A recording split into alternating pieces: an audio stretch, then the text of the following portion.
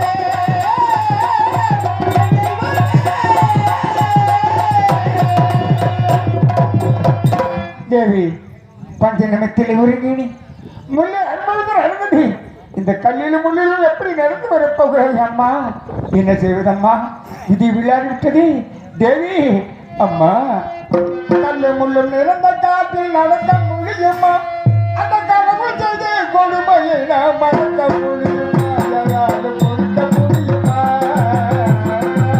கல்லு முள்ளு நிறைஞ்ச காட்டில் நடக்க முடியுமா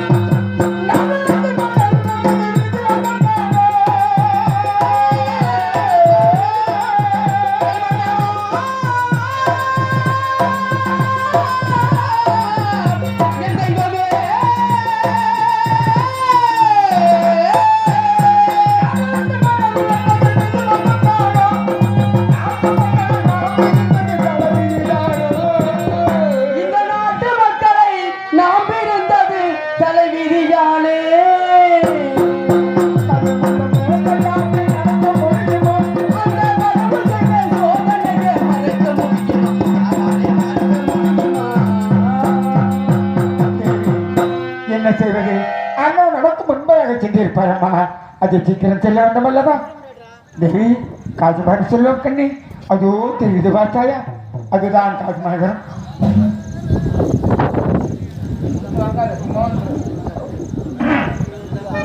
தேவி பாலகங்க தேவதாசனை அழைத்துக் கொண்டு சென்றிருப்பார்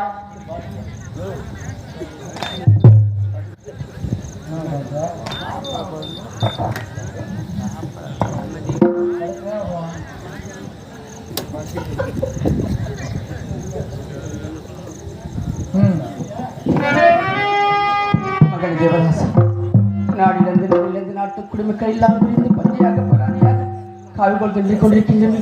அம்மா நடக்க முடியவில்லை, தாயே நடக்க முடியவில்லை என்று கூறும்பொழுது என் பெற்ற வயிறே பற்றி துடிக்குதா மகனே தேவதாசா. அப்பா, நாங்கள் எப்படியாவது நடந்து வந்து விடுவோம். சின்னஞ்செறிய பாழகன், மதுரச்சொல் மாறாத முகம், உதட்டை பிதுக்கினால் பால்வடியும் முகம், சின்னஞ்சிறு குழந்தை, பிஞ்சு பாதம், நீ எப்படி நடந்து வருவாய் என்று கேட்கின்ற பொழுது, அம்மா எனக்கு சூடு பொறுக்கவில்லை, அம்மா எனக்கு சூடு பொறுக்கவில்லை என்று கூறும் பொழுது என் பெற்ற வயிறே பற்றி துடிக்குதடா மகனே தேவதாசா. இந்த உலகத்துல பெண்ணாக பிறக்கக்கூடாது, பெண்ணாக பிறந்து விட்டால் இப்படிப்பட்ட அடிமையான சூழ்நிலைக்கு ஆளாகக்கூடாது மகனே தேவதாசா. எப்படியெல்லாம் வாழ்ந்திருந்தோம், எப்படியெல்லாம் தாழ்ந்து விட்டோம் மகனே தேவதாசா. என்னடா செய்வேன்? பொன்னான வாழ்வு மண்ணாகி போனால் துயரும் நிலைத்தானா,